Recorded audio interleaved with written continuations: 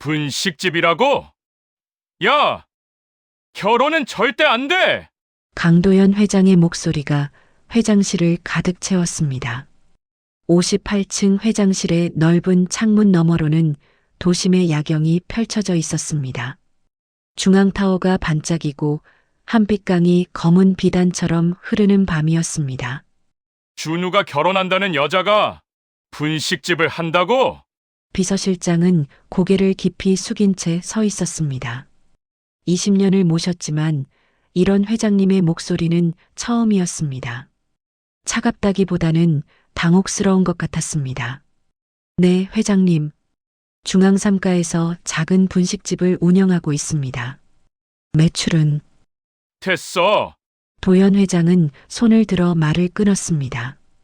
그리고 천천히 의자를 돌려 창밖을 바라보았습니다. 저 아래 어딘가에서 분식집을 하고 있다는 여자, 아들이 사랑한다는 여자, 다온그룹 3대 후계자의 아내가 분식집 사장? 상상이 되지 않았습니다. 언론에서 뭐라고 하겠습니까? 주주들은 어떻게 생각하겠습니까? 무엇보다 이 집안의 체면이 어떻게 됩니까? 도연 회장은 평생을 이렇게 살아왔습니다. 15세 유학을 가서 25세 해외 명문대를 졸업했습니다. 30에 부회장이 되었고 40에 회장이 되었습니다. 그가 만나는 사람들은 모두 명문대 출신이거나 재벌가 자녀이거나 최소한 의사나 변호사였습니다. 가문의 격은 지켜야 하는 것이고 사람의 가치는 조건으로 증명되는 것이라고 믿으며 살아왔습니다. 비서실장, 네, 회장님. 준우한테 연락해. 내일 아침까지 저 여자와 정리하라고. 회장님, 도련님께서 아마 말씀을 안 들으실 겁니다. 도연 회장의 눈썹이 꿈틀했습니다. 안 들어. 그럼 내가 직접. 말을 하다가 그는 멈췄습니다. 아들 준우의 얼굴이 떠올랐습니다. 작년 추석 때 처음으로 자기 의견을 분명히 말하던 모습. 아버지, 전 서아 씨를 사랑합니다. 결혼할 겁니다. 사랑이라. 도연 회장은 코웃음을 쳤습니다. 하지만 그는 아직 몰랐습니다. 자신이 무릎 꿇게 될 사람이 호텔 VIP가 아닌 분식집에서 김밥을 말던 여자일 줄은. 그리고 사람의 가치는 통장 잔액이 아니라 마음의 온도로 결정된다는 사실을. 밤 10시 41분. 도연 회장은 혼자 남은 회장실에서 책상 위에 놓인 갈색 봉투를 천천히 뜯었습니다. 비서실에서 준비한 신상조사 자료였습니다. 평소 같으면 이런 일을 직접 하지 않았지만 오늘만큼은 달랐습니다. 봉투에서 두툼한 서류 뭉치가 나왔습니다. 첫 페이지를 펼쳤습니다. 개인 배경 조사서 대외비. 성명 이서아 32세 여. 직업 자영업 분식점 운영. 소재지 도심 중앙구 세빛동 123-4. 상호명 서안의 분식. 영업기간 3년 2개월. 월 임대료 32만 원. 월 평균 매출 540만 원 추정. 통장 잔액 182만 4천 원. 도연 회장의 눈이 한 줄 한 줄을 따라 움직였습니다. 페이지를 넘길수록 그의 미간이 좁혀졌습니다. 가족관계. 부 이종수 2003년 사망, 교통사고. 모 김미선 2007년 사망, 병사. 형제자매 없음. 학력. 충서지역 여자고등학교 졸업. 전문대 중퇴학자금 대출 상환 불가. 재무상태. 신용대출 800만 원 연 9.8%. 신용등급 6등급. 월 대출 상환액 23만 원. 보유 자산 없음. 특이사항. 주 6일 영업. 오전 7시부터 오후 8시. 화요일 휴무. 건강보험 체납 이력 있음. 현재는 정상 납부. 즉, 도연 회장은 서류를 책상에 내려놓고 깊은 한숨을 쉬었습니다. 손가락으로 책상을 톡톡 두드리는 소리만이 고요한 회장실을 채웠습니다. 준우가 이런 여자를 선택했다고? 그는 의자 등받이에 몸을 기댔습니다. 천장을 바라보며 생각에 잠겼습니다. 우리 며느리는 회사의 얼굴이야. 주주총회에 동행하고 자선 행사에 참석하고 언론 인터뷰도 해야 해. 해외 투자자들과 만찬도 하고. 그런데 분식집 사장이라니. 머릿속에 장면들이 스쳐 지나갔습니다. 명품 매장에서 옷을 고르는 며느리. 아니, 대신 분식집 앞치마를 두른 모습. 호텔 연회장에서 우아하게 와인을 드는 며느리. 아니, 대신 플라스틱 컵에 콜라를 따르는 모습. 외국 바이어들과 유창한 영어로 대화하는 며느리. 아니, 안 돼. 절대 안 돼. 도연 회장은 다시 서류를 집어들었습니다. 마지막 페이지에 사진이 첨부되어 있었습니다. CCTV에서 캡처한 듯한 흑백 사진이었습니다. 작은 분식집 카운터에서 김밥을 말고 있는 여자. 머리는 묶어 올렸고 앞치마를 두르고 있었습니다. 화장기 없는 얼굴이었지만 왠지 밝아 보였습니다. 비서실장, 도연 회장이 인터폰을 눌렀습니다. 네, 회장님. 준우한테 연락해. 내일 아침까지 이 건을 정리하라고. 인터폰 너머로 잠시 침묵이 흘렀습니다. 회장님, 도련님께서 아마 말씀을 안 들으실 겁니다. 도연 회장의 눈빛이 차갑게 가라앉았습니다. 듣든 말든 전화기나 해. 알겠습니다. 인터폰이 끊어졌습니다. 도연 회장은 다시 창밖을 바라봤습니다. 저 아래 어딘가 수많은 불빛 중 하나가 그 분식집의 불빛일 것입니다. 준우야, 넌 아직 몰라. 세상이 어떻게 돌아가는지.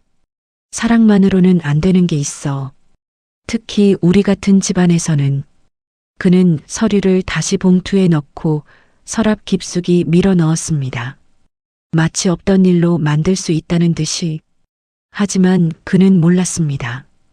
그 여자의 김밥 한 줄이 그의 평생 회의보다 더 많은 사람을 배불리 만들고 있다는 사실을. 그리고 곧 자신이 그 봉투를 다시 꺼내 읽게 될 거라는 사실도. 다음 날 오후 1시 30분.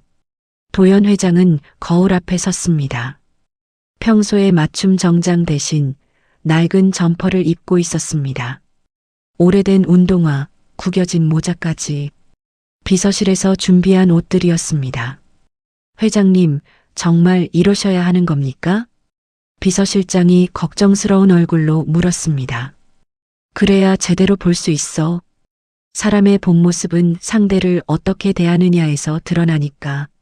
하지만 괜찮아. 몇 시간이면 돼. 도연 회장은 모자를 눌러 쓰고 회장실을 나섰습니다. 전용 엘리베이터가 아닌 일반 엘리베이터를 탔습니다. 지하 주차장에서도 고급 승용차가 아닌 일반 택시를 불렀습니다. 중앙 3가역으로 가주세요. 네. 택시는 도심을 가로질러 달렸습니다. 창밖으로 평일 오후의 풍경이 지나갔습니다. 회사원들, 학생들, 장보는 아주머니들. 도연 회장이 평소에는 보지 못하는 사람들이었습니다. 직접 봐야겠어. 서류만으로는 판단할 수 없어. 중앙 3가역에서 내렸습니다. 골목길을 걷자 낯선 풍경이 펼쳐졌습니다. 좁은 길, 오래된 간판들, 작은 가게들. 이곳이 같은 도시인가 싶을 정도로 다른 세상이었습니다. 10분쯤 걸었을까요? 작은 간판이 보였습니다. 서안의 분식. 낡았지만 깨끗한 간판이었습니다. 유리창 안쪽으로 작은 가게가 보였습니다. 도연 회장은 잠시 멈춰 섰습니다. 심호흡을 했습니다. 들어가자. 딸랑. 문을 밀자 종소리가 경쾌하게 울렸습니다. 어서 오세요. 밝은 목소리가 들렸습니다. 가게 안은 생각보다 더 작았습니다. 4개의 테이블 낡았지만 깨끗하게 닦인 의자들, 카운터에서 뜨거운 김이 올라오는 냄비. 벽에는 손으로 쓴 메뉴판이 붙어 있었습니다. 김밥 2,500원. 떡볶이 3,000원, 순대 3,500원, 라면 3,000원, 그리고 카운터에서 김밥을 말고 있는 여자. 이서아. 사진으로 본 것과는 달랐습니다. 훨씬 더 생기 있었고 어딘가 따뜻한 느낌이었습니다. 머리는 깔끔하게 묶어 올렸고 하얀 앞치마를 두르고 있었습니다. 서아는 도연의 초라한 차림을 훑어봤습니다. 낡은 점퍼, 구겨진 모자, 오래된 운동화. 하지만 그녀의 표정은 변하지 않았습니다. 오히려 더 환하게 웃으며 말했습니다. 추우셨죠? 저쪽 안쪽 자리가 따뜻해요. 거기 앉으세요. 도연 회장은 놀랐습니다. 경계하는 눈빛도 불편한 기색도 없었습니다. 그는 천천히 구석 자리로 걸어가 앉았습니다. 옆 테이블에는 회사원 2명이 떡볶이를 먹으며 수다를 떨고 있었습니다. 창가 테이블에는 노인 한 분이 조용히 국물을 들이켰습니다. 잠시 후 서아가 다가왔습니다. 손에는 물수건과 손 소독제를 들고 있었습니다. 먼저 손 씻으세요. 따뜻한 물이에요. 메뉴판이 아니었습니다. 위생용품을 먼저 건넨 것이었습니다. 도연 회장은 순간 멈칫했습니다. 손을 씻으라고? 네, 김밥은 손으로 드시잖아요. 깨끗한 게 좋죠. 서아는 자연스럽게 웃으며 덧붙였습니다. 저도 김밥 말 때 장갑 계속 바꿔요. 한 줄 말 때마다요. 손님한테 들어가는 거니까 정성을 다해야죠. 그녀의 목소리는 진심이었습니다. 의무가 아니라 마음에서 우러나오는 배려였습니다. 도연 회장은 천천히 손을 씻었습니다. 따뜻한 물이 손에 닿았습니다. 이상하게도 가슴 한편이 따뜻해지는 것 같았습니다. 이 여자는 뭐지? 시애가 아니었습니다. 동정도 아니었습니다. 그냥 한 사람을 한 사람으로 대하는 존중이었습니다. 뭐 드시고 싶으세요? 서아가 물었습니다. 김밥. 김밥이요? 어떤 김밥 드릴까요?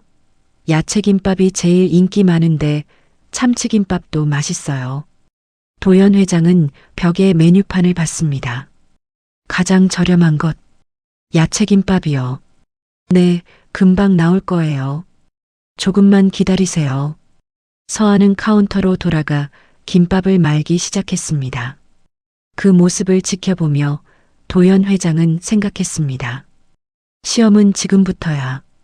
서아는 싱크대에서 손을 씻고 새 장갑을 꺼냈습니다. 그리고 김 한 장을 펴고 밥을 올리기 시작했습니다. 도연 회장은 그 모습을 가만히 지켜봤습니다. 밥을 고르게 펴는 손놀림, 단무지를 올리고 시금치를 올리고 당근을 올리고 계란을 올리는 모습, 빨랐지만 하나하나 정성스러웠습니다. 오늘 재료 다 아침에 손질한 거예요.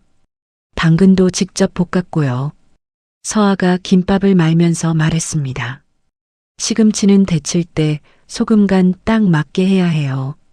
너무 싱거우면 밥이랑 안 어울리거든요. 참기름도 시장에서 직접 짜온 거예요. 시판 참기름보다 훨씬 고소해요. 말을 하면서도 그녀의 손은 멈추지 않았습니다. 김밥을 다 말고 칼로 먹기 좋게 잘랐습니다. 썩썩 칼이 도마를 스치는 소리가 경쾌했습니다. 접시에 담고 단무지 몇 조각을 곁들였습니다. 그리고 도연 회장의 테이블로 가져왔습니다. 맛있게 드세요. 국물도 가져다 드릴까요? 서비스예요. 아니요. 그래요? 그럼 필요하시면 언제든 말씀하세요. 서아는 미소를 지으며 카운터로 돌아갔습니다. 도연 회장은 김밥을 내려다봤습니다. 평범한 야채김밥이었습니다. 화려하지 않았습니다. 특별한 재료도 없었습니다. 한 입 베어 물었습니다. 응? 맛이 예상과 달랐습니다. 비싸지 않아도 화려하지 않아도 뭔가 마음이 담긴 맛이었습니다. 참기름의 고소함, 단무지의 아삭함, 시금치의 부드러움. 하나하나가 조화로웠습니다. 이 맛은 정성이구나. 그때 옆 테이블에서 젊은 직장인이 목소리를 높였습니다. 사장님, 떡볶이에 떡이 좀 적은 거 아니에요? 저번 주에 먹었을 때보다 적은 것 같은데요. 순간 가게 안 분위기가 무거워졌습니다. 다른 손님들이 힐끔힐끔 쳐다봤습니다. 서아가 떡볶이를 보더니 미안한 얼굴로 말했습니다. 아, 정말요? 제가 오늘 정신이 없었나 봐요. 죄송해요. 에이, 괜찮아요. 그냥 먹을게요. 아니에요. 기다리세요. 제가 지금 새로 해드릴게요. 괜찮다니까요. 손님, 제가 실수했으니까 책임져야죠. 조금만 기다려주세요. 서아는 바로 주방으로 들어가 새 떡볶이를 만들기 시작했습니다. 떡을 더 넉넉히 넣고 어묵도 추가로 넣었습니다. 5분 후 새 떡볶이가 나왔습니다. 이건 서비스예요. 오늘 제 실수니까요. 정말 죄송해요. 에이, 이렇게까지 안 하셔도 되는데. 아니에요. 손님이 만족하셔야 제가 마음이 편해요. 그 모습을 보며 도연 회장은 생각했습니다. 클레임을 받아도 화내지 않네. 오히려 더 주고 있어. 평생 그는 실수를 용납하지 않았습니다. 회사에서 직원이 실수하면 질책했고 집에서 가사도우미가 실수하면 당장 교체했습니다. 완벽해야 했습니다. 그런데 이 여자는 달랐습니다. 실수를 인정하고 더 주고 웃었습니다. 이상한 사람이야. 잠시 후 서아가 다시 카운터로 돌아가 다음 손님을 받았습니다. 어서 오세요. 뭐 드시고 싶으세요? 라면 하나요. 네. 라면에 계란 추가하시면 더 맛있는데 어떠세요? 계란은 서비스로 드릴게요. 아, 그래요? 그럼 감사히. 괜찮아요. 오늘 계란 많이 남았거든요. 도연 회장은 그 대화를 들으며 고개를 저었습니다. 계란이 남았다고? 거짓말이잖아. 장사하는 사람이 그렇게 해서야. 하지만 이상하게도 미소가 지어졌습니다. 이 여자는 장사를 하는 게 아니라 사람을 대접하는구나. 2시간이 지났습니다. 손님이 끊이지 않았습니다. 점심시간이 지났는데도 혼자 밥 먹는 직장인, 학생, 배달 기사들이 계속 들어왔습니다. 서아는 쉬지 않고 김밥을 말고 떡볶이를 만들고 라면을 끓였습니다. 땀이 이마에 맺혔지만 웃음은 사라지지 않았습니다. 수고하셨어요. 다음에 또 오세요. 손님 하나하나에게 인사했습니다. 진심이 담긴 목소리였습니다. 도연 회장은 그 모습을 지켜보며 깨달았습니다. 이 여자가 파는 건 김밥이 아니야. 온기를 파는 거지. 오후 3시가 넘어가자 손님이 줄었습니다. 가게 안에는 도연 회장 외에 2명의 손님만 남아 있었습니다. 도연 회장은 결심했습니다. 더 시험해 보기로. 사람의 본 모습은 어려운 상황에서 드러나는 법이지. 김밥을 먹다가 일부러 손을 미끄러뜨렸습니다. 쨍그랑. 접시가 바닥에 떨어졌습니다. 김밥 조각들이 사방에 흩어지고 간장이 바닥에 번졌습니다. 순간 가게 안이 조용해졌습니다. 모든 시선이 도연에게로 쏠렸습니다. 카운터에 있던 서아도 옆 테이블 손님들도 모두 그를 바라봤습니다. 저 사람 뭐야? 옆 테이블 젊은 여자가 작은 목소리로 속삭였습니다. 냄새도 좀 나는 것 같던데. 이제 난동까지. 남자 손님이 코를 막으며 고개를 돌렸습니다. 사장님, 우리 계산할게요. 저기 좀. 도연 회장의 얼굴이 화끈거렸습니다. 평생 처음이었습니다. 이런 모욕은. 58층 회장실에서는 모두가 고개를 숙이고 인사했습니다. 길을 걸으면 사람들이 알아보고 존대했습니다. 식당에 가면 주방장이 직접 나와서 인사했습니다.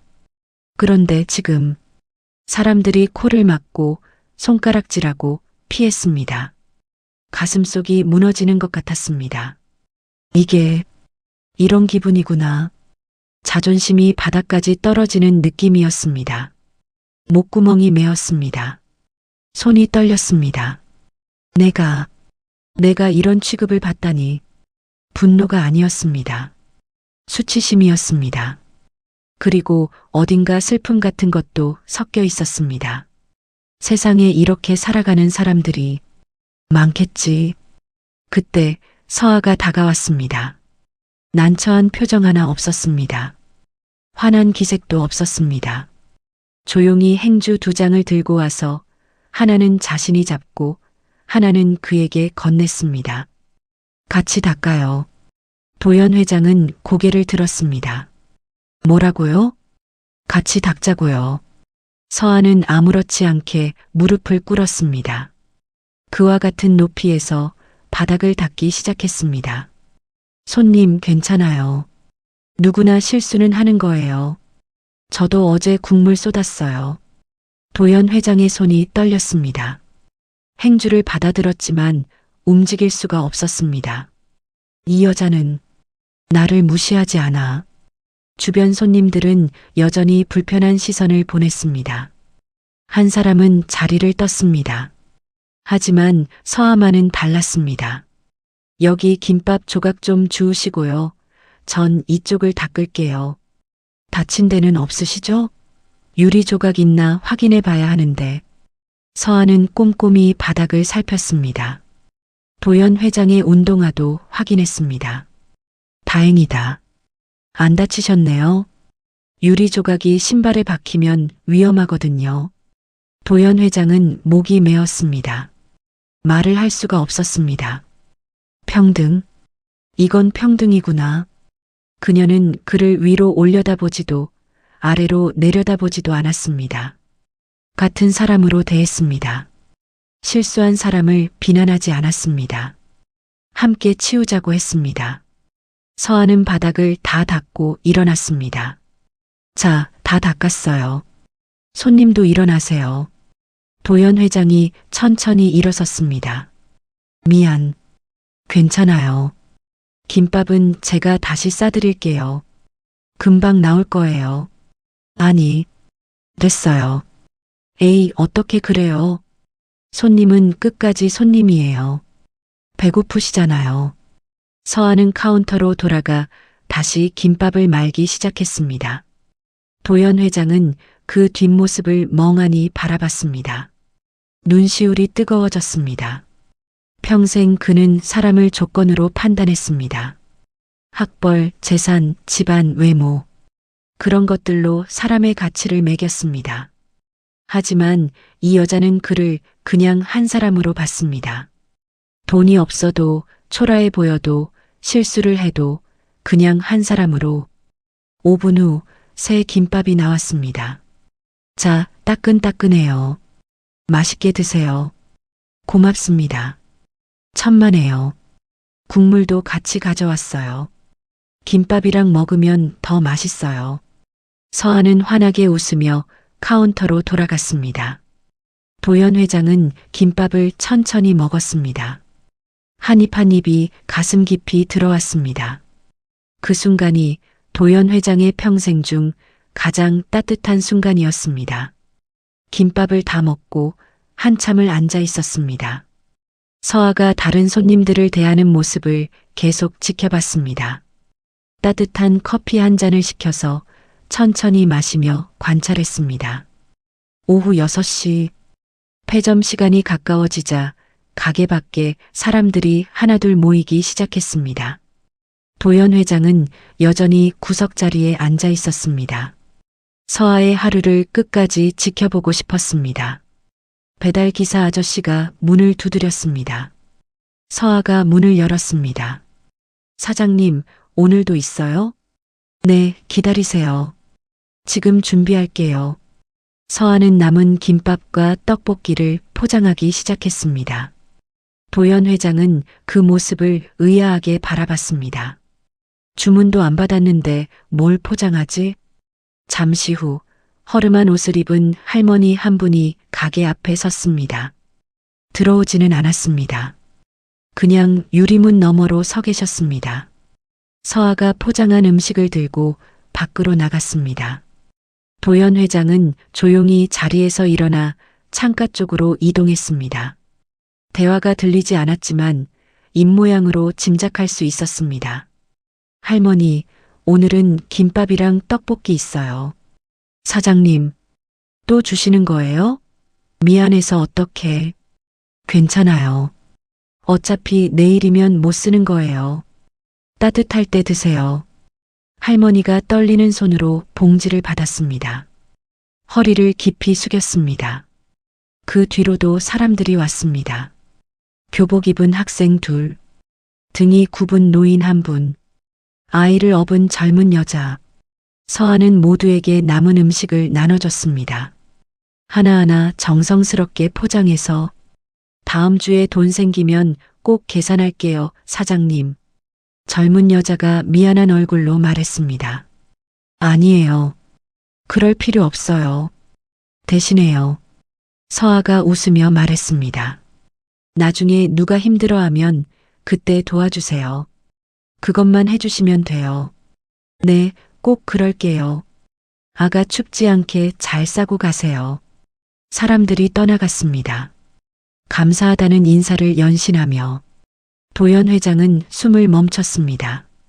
통장에 182만 원밖에 없는 여자가 계산이 빨랐습니다. 김밥 한 줄에 2,500원, 떡볶이 3,000원, 방금 나눠준 게 최소 5만 원어치는 됐습니다. 하루에 5만 원이면 한 달에 150만 원입니다. 매출의 거의 3분의 1을 그녀는 남는 걸 나누는 게 아니었습니다. 부족해도 나누는 사람이었습니다. 서아가 가게로 돌아왔습니다. 얼굴에는 땀이 맺혀 있었지만 표정은 밝았습니다. 손님, 아직도 계세요? 더 필요하신 거 있으세요? 아니요. 그럼 천천히 계세요. 전 뒷정리 좀 할게요. 서아는 카운터를 닫고 냄비를 씻고 바닥을 쓸었습니다. 혼잣말로 중얼거렸습니다. 내일은 당근 더 사야겠다. 오늘 손님들이 야채김밥 많이 찾으셨어. 도연 회장은 그 모습을 지켜보며 생각했습니다. 나는 평생 뭘 해왔지? 수백억을 기부했습니다. 매년 자선 행사를 열었습니다. 장학금도 만들었습니다. 하지만 그건 세금 공제가 됐습니다. 신문에 기사가 났습니다. 명예이사장 직함이 주어졌습니다. 나는 주고도 받았어. 그런데 이 여자는 달랐습니다. 아무도 보지 않는 곳에서 조용히 꾸준히 진심으로 나눴습니다. 카메라도 없었습니다. 기자도 없었습니다. 칭찬도 없었습니다. 그냥 필요한 사람에게 필요한 만큼 나눴습니다. 내가 가진 건 많지만 저 여자가 가진 건 더 많다. 도연 회장의 눈가가 뜨거워졌습니다. 서아가 뒷정리를 끝내고 앞치마를 벗었습니다. 손님 계산하실게요. 네. 김밥 하나에 커피 하나 5천 원입니다. 도연 회장은 지갑에서 10,000원짜리를 꺼냈습니다. 거스름돈은 됐어요. 에이, 어떻게 그래요? 제가 거슬러 드려야죠. 아니에요. 김밥이 맛있었어요. 서아가 환하게 웃었습니다. 감사합니다. 또 오세요. 도연 회장은 천천히 일어나 가게 문 쪽으로 걸어갔습니다. 문에 손을 대는 순간 뒤를 돌아봤습니다. 서아는 다른 손님들을 배웅하며 밝게 웃고 있었습니다. 도연 회장은 조용히 밖으로 나왔습니다. 딸랑 종소리가 울렸습니다. 오후 7시 30분 도연 회장은 가게 맞은편 골목 어귀에 서 있었습니다. 계산을 마치고 나온 뒤 그는 멀리서 가게를 지켜봤습니다. 마지막 손님이 나가고 분식집 불이 하나씩 꺼지는 게 보였습니다. 지금 들어가야 하나? 아니면 마음이 복잡했습니다. 오늘 하루 종일 지켜본 서아의 모습이 머릿속을 스쳤습니다. 손님에게 손 씻으라고 먼저 챙기던 모습, 실수를 용서하고 더 주던 모습, 남은 음식을 나눠주던 모습, 이 여자는 진짜구나. 가식이 없었습니다. 계산도 없었습니다. 그냥 사람을 사람으로 대하는 사람이었습니다. 도연 회장은 깊은 숨을 들이쉬었습니다. 그리고 천천히 분식집으로 걸어갔습니다. 딸랑. 문을 밀자 종소리가 울렸습니다. 죄송한데요, 문 닫았. 서아가 돌아섰다가 멈췄습니다. 낮에 봤던 그 손님이었습니다. 아, 손님. 뭐 놓고 가신 거 있으세요? 아니요. 도연 회장은 천천히 모자를 벗었습니다. 순간 서아의 눈이 커졌습니다. 네. 노숙자의 모습이 아니었습니다. 낡은 옷 밑으로 드러난 얼굴은 단정했습니다. 날카로운 눈빛, 품격 있는 자세, TV에서 본 적 있는 얼굴이었습니다. 강도연 회장님? 서아의 손에서 행주가 떨어졌습니다. 왜 여기 앉으시겠어요? 도연 회장이 조용히 말했습니다. 할 말이 있어서요. 서아는 다리가 후들거렸지만 겨우 의자를 잡고 앉았습니다. 머릿속이 하얘졌습니다. 준우 씨 아버지가 여기를. 도연 회장은 맞은편에 앉았습니다. 잠시 침묵이 흘렀습니다. 당신을 시험하러 왔습니다. 네. 내 아들 준우가 당신과 결혼하겠다고 했어요. 서아의 얼굴이 창백해졌습니다. 하지만 난 반대했죠. 분식집을 하는 여자라고. 우리 집안에 어울리지 않는다고. 그래서 직접 보러 온 겁니다. 당신이 어떤 사람인지, 우리 며느리가 될 자격이 있는 사람인지. 서아의 입술이 떨렸습니다. 거지처럼 입고 왔어요. 일부러 실수도 했고요. 당신의 반응을 보려고. 그럼 오늘 하루 종일. 서아의 목소리가 떨렸습니다. 저를 시험하신 거예요? 네. 저를 사람 취급도 안 하신 거잖아요. 눈시울이 붉어졌습니다. 전 그냥 장사하는 사람이에요. 가난해요. 부모님도 안 계세요.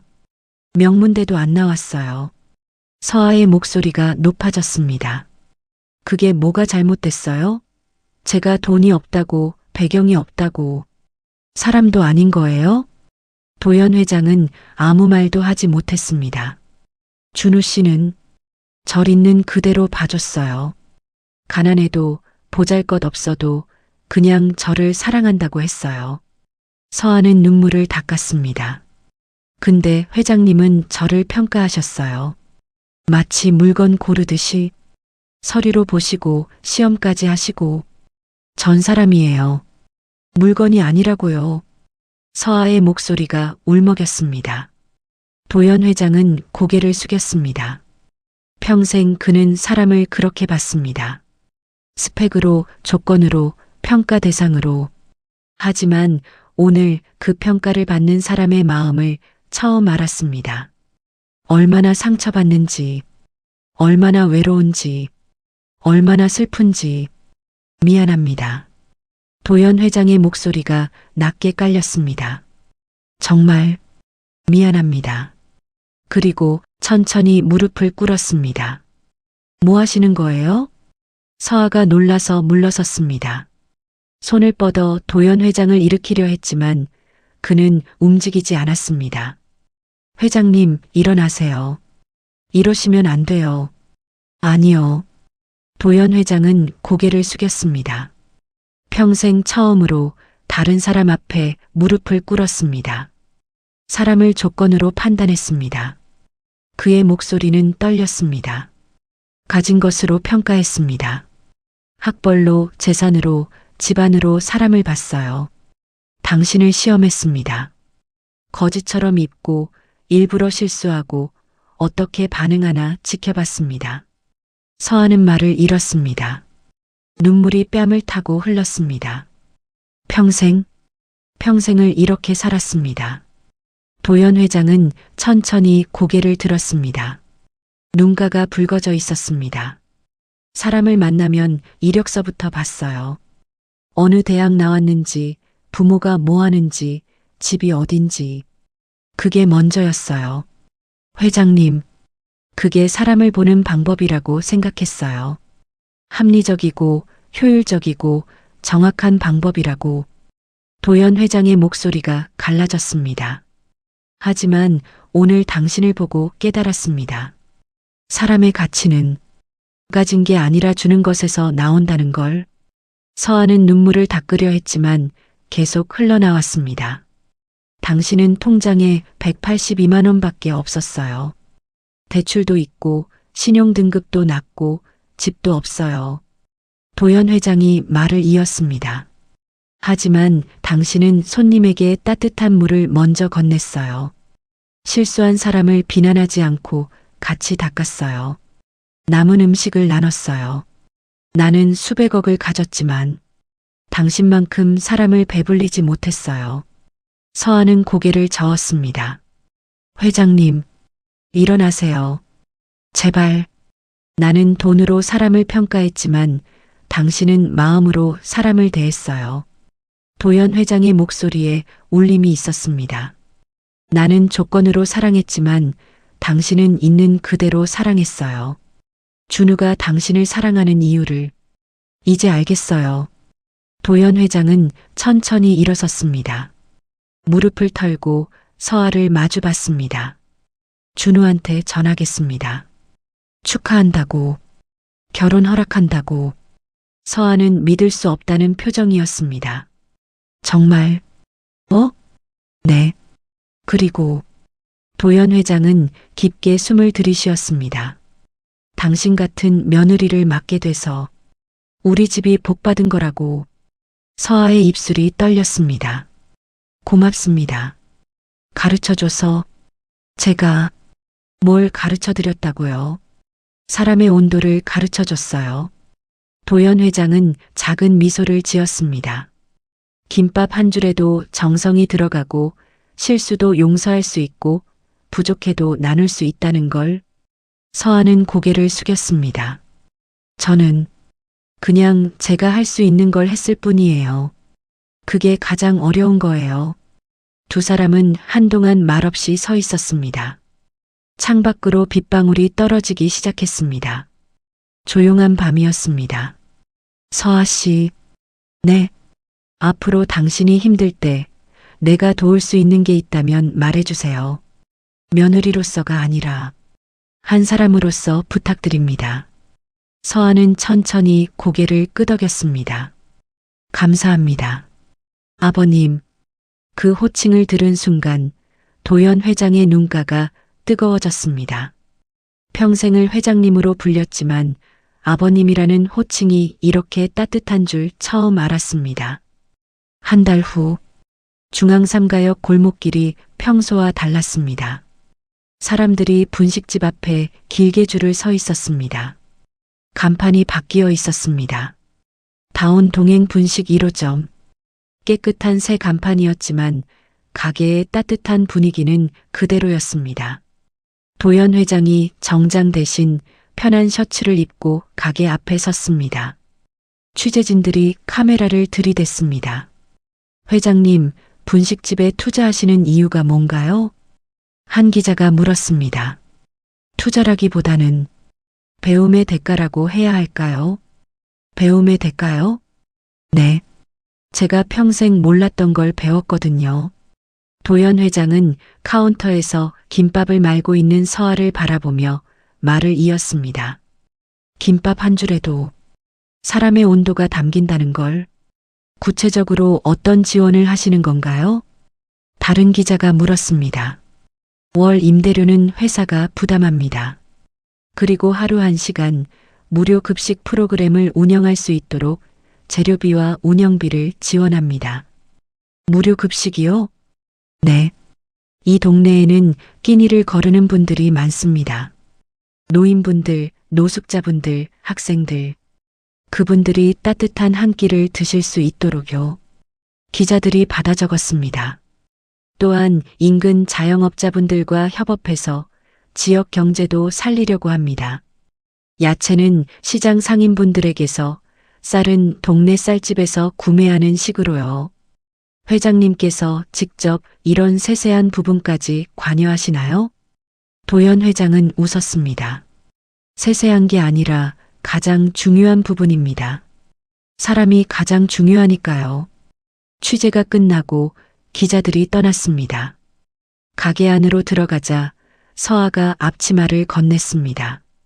아버님, 오늘은 직접 김밥 말아보시겠어요? 내가? 네. 손님들이 회장님이 만든 김밥 먹고 싶어 하시거든요. 도연 회장은 어색하게 웃으며 앞치마를 두르고 카운터에 섰습니다. 어떻게 하는 거죠?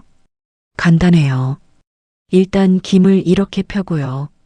서아가 옆에서 천천히 가르쳤습니다.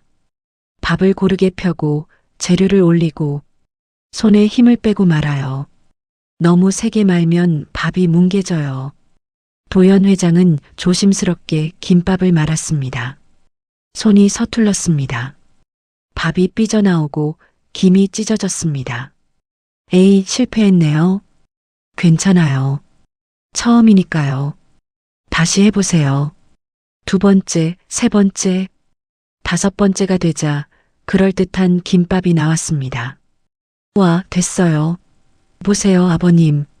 서아가 기뻐하며 손뼉을 쳤습니다. 이 정도면 팔만한데요? 정말요? 네. 손님들한테 드려볼까요? 첫 손님은 허름한 옷을 입은 노인이었습니다. 할아버지, 오늘은 특별히 회장님이 직접 만드신 김밥이에요. 오, 그래. 그럼 더 맛있겠네. 노인이 한 입 베어 물었습니다. 맛있어. 정성이 들어갔어. 도연 회장은 가슴이 뭉클했습니다.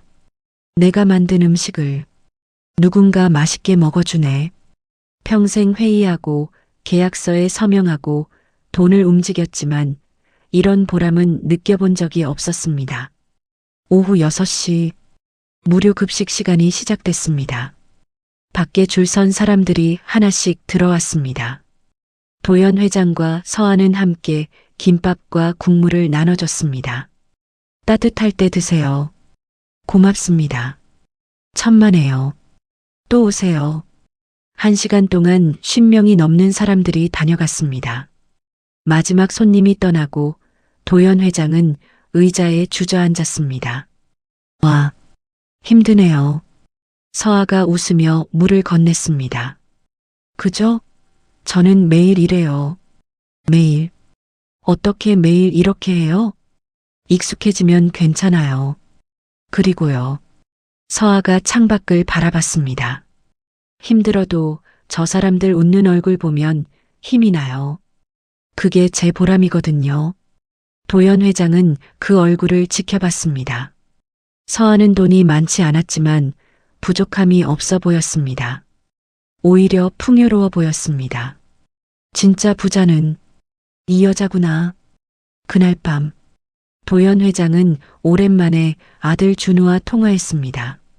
아버지, 서아한테 들었어요. 무릎까지 꿇으셨다면서요? 응. 왜 그러셨어요? 내가 잘못 살아왔더라.